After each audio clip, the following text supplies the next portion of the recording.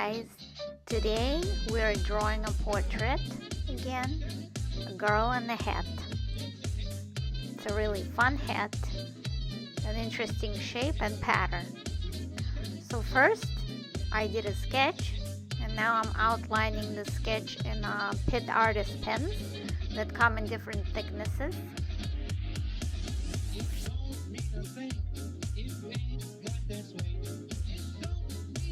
Just do basic lines here. Now I'm going with my watercolor and I'm painting different patterns inside the hat. You can use any references you have. Maybe you have a fun hat that you wanna paint. So take a picture of yourself in the hat, a regular picture, and just make it fun. Make it like a fashion illustration, which is the idea. To take something we already have on hand and to make it into a fun fashion illustration.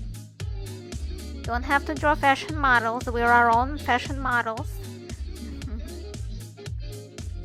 You're the best fashion model for yourself because you know yourself. So you can just go shop your closet, see what fun items that you may have. Maybe you haven't even worn them in ages. And now you can pull them out just for this occasion, take a picture, and make a fun illustration out of it. To be honest, I haven't worn this hat much, maybe a couple of times to the beach, but always at a fun hat. It makes no difference if it's sweet or hot. Just give that rhythm everything you got. Don't make a thing if you ain't got that swing.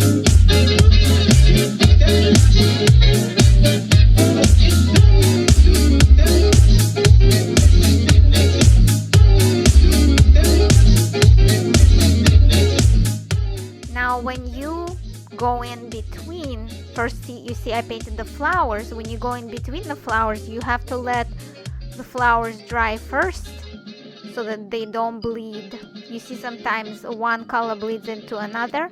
Sometimes it looks nice, but when you want the pattern to look decent, you might want to wait for certain images to dry in it first and then go into the next stage of it. Doing my hair. As you can see with the hair, you don't have to wait much for it to dry because it looks cool when it bleeds into each other, different colors.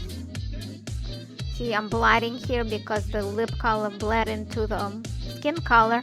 Always have paper towels or tissues or even toilet paper handy.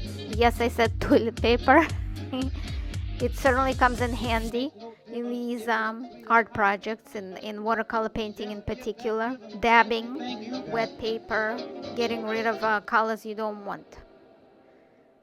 So as you can see here, I wait for my circles or polka dots to dry, and then I'm going into the background color of the shirt.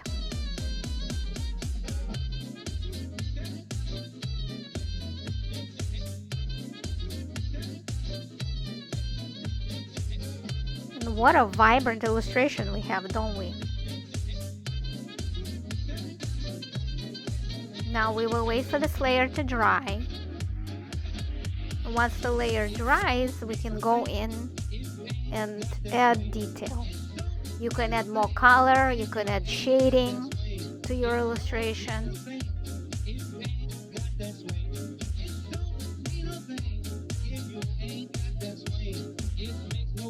I'm just making it darker a little bit here.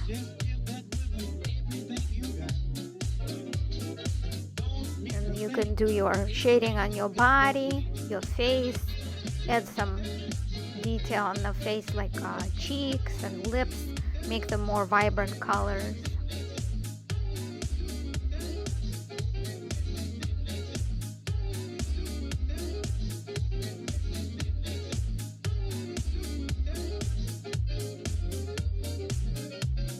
If you don't like anything, you could just dab it off with the tissue.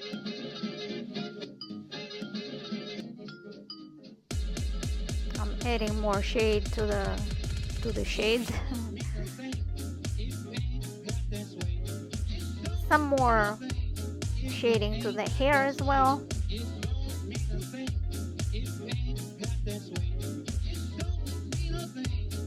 you ain't got that swing. It makes no difference if it's sweet or hot. Just give that rhythm every The head's pretty much done. I'm just like adding minor detail here. It doesn't have to be overworked.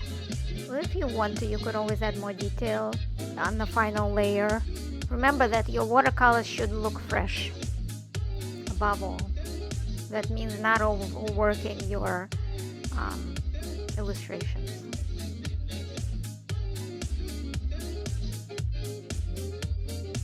And she's a fabulous head lady. Ta-da!